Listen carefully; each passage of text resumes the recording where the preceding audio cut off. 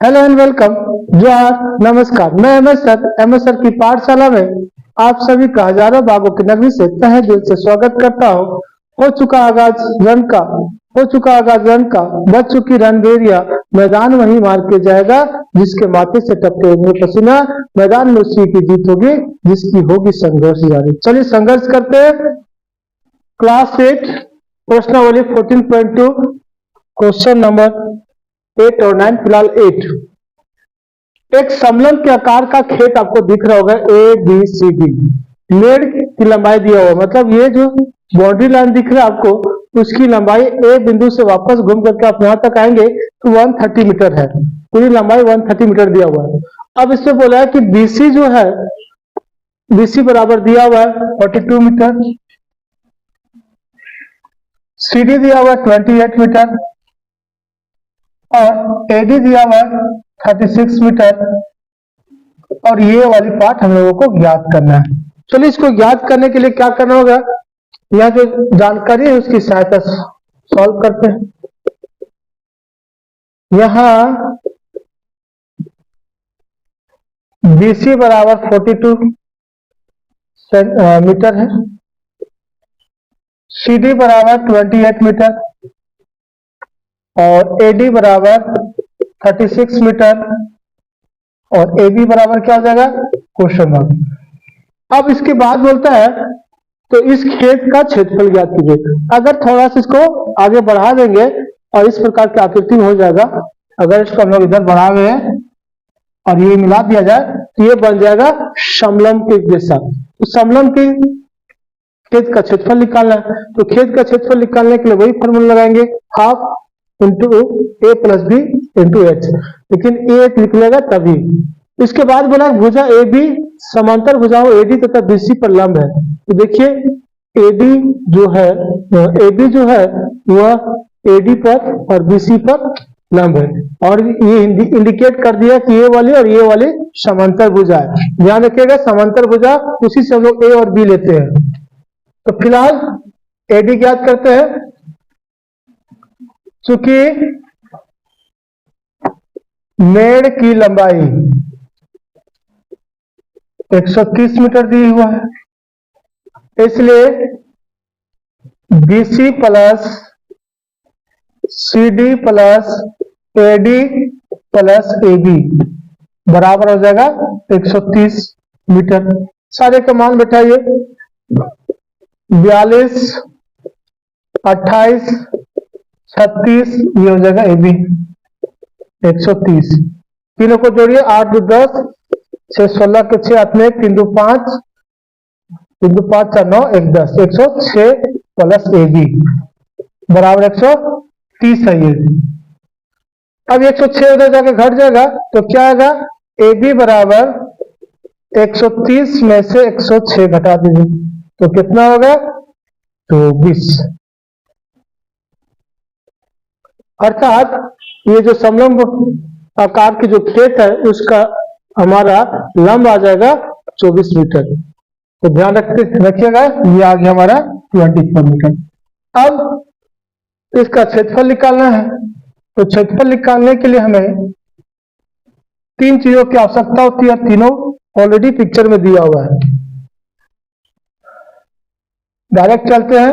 अतः खेत का क्षेत्रफल, पूरी भाषा लिखना है तो लिखेंगे समलंब के आकार के खेत एबीसीडी का क्षेत्रफल। पूरा लंबा खींचना चाहे तो, नहीं तो खेत का क्षेत्रफल भी काफी है। फॉर्मूला क्या होगा, हाफ ए प्लस बी इंटू एच। अब ए बी कहां से आएगा भाई, तो समांतर भुजा है। तो समांतर भुजा कौन, 36 और 42, ए बी और बी सी।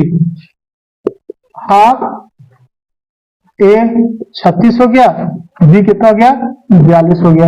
एच कितना निकाला, 24। कितना 24 कर दो, जो इसको सब तक डिवाइड कर दो, 12 दूनी 24, 6 2 8 4 3 7, 78 गुना आया 12। और 78 को 12 से गुना करेंगे तो 8 में 16 के 6 14 15 आएगा 6 8 5 13 3 7 8 9। इसका आंसर आया 936। 936 वर्ग मीटर या मीटर स्क्वायर। चलिए अगले प्रश्न की ओर चलते हैं। क्वेश्चन नंबर 9 क्या बोलता है, ध्यान से देखिए। समचतुर्भुज के क्षेत्रफल ज्ञात कीजिए जिनके विकर्ण दिए हुए। भाई समचतुर्भुज कैसा होता है, तो लगभग इस टाइप का होता है जिसकी चारों भुजाएं बराबर होती है। इसमें विकर्ण होता है ये विकर्ण नंबर जिसको डायगोनल बोलते हैं, D1 और D2, विकर्ण नंबर 1, विकर्ण नंबर 2। अब बोला है कि पहला विकर्ण दिया हुआ, दूसरा विकर्ण दिया, तो क्षेत्रफल ज्ञात कीजिए। तो बहुत इजी है, पहला का हल। तो क्या करेंगे, जो दिया हुआ यहां पहला विकर्ण है उसको मान लीजिए D1 16 सेंटीमीटर, तथा दूसरा विकर्ण D2 बराबर 30 सेंटीमीटर। इसलिए क्षेत्रफल किसका क्षेत्रफल है, समचतुर्भुज का क्षेत्रफल लिख ही देता हूं। सम चतुर्भुज का क्षेत्रफल formula half into D1 into D2। ध्यान रखिएगा, पहला विकर्ण को दूसरे विकर्ण से गुना कीजिए, पहले विकर्ण को दूसरे विकर्ण से गुना कीजिए और 2 से भागा दीजिए। तो हाफ इंटू 16 इंटू 30, ये था D1 D2। इसको डिवाइड किया तो आया 8।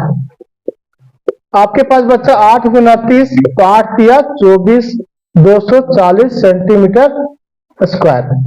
ये रहा इसका आंसर। बी नंबर में क्या है, हल करते हैं। बी को देखिए, पहला विकर्ण, तो यहां लिखिए, पहला विकर्ण लिखना चाहे लिखिए, नहीं तो लिखिए यहां D1 बराबर 12 सेंटीमीटर तथा D2 बराबर 7.5 सेंटीमीटर। इसलिए सम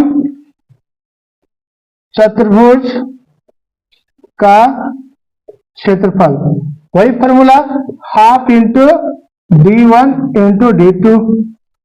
अब हाफ हो गया, D1 कितना 12, ये कितना 7.5, तो इसको 2 छक 12 कर दो, आया 6 इंटू 7.5। 6 पचे 30 के 0, हाथ में 3 हो गया, 6 से 42 3 45, अर्थात 45.0 सेंटीमीटर स्क्वायर। ये रहा दूसरा का आंसर। तीसरा का आंसर, सी का आंसर हल। D1 बराबर 9.6, D2 बराबर 4.6। इसलिए सम चतुर्भुज का क्षेत्रफल बराबर half into D1 into D2। ये मैं सारे प्रोसेस आपके लिए कर दिया। ये दोनों को मल्टीप्लाई करना है, 2 से डिवाइड करना है, और आंसर कितना आता है ये आपके लिए होमवर्क छोड़े जाता हूं। आप सभी कमेंट करके बताएंगे, तब मुझे समझ में आ जाएगा कि आपको पूरी कहानी समझ में आ गया। अगर समझ में आ जाएगा तो तुरंत मैसेज करके मेरे वीडियो को लाइक जरूर करेंगे, दोस्तों के बीच शेयर करेंगे, और कुछ समस्या होगी तो कमेंट करेंगे। मिलते हैं नेक्स्ट वीडियो में, तब तक के लिए धन्यवाद।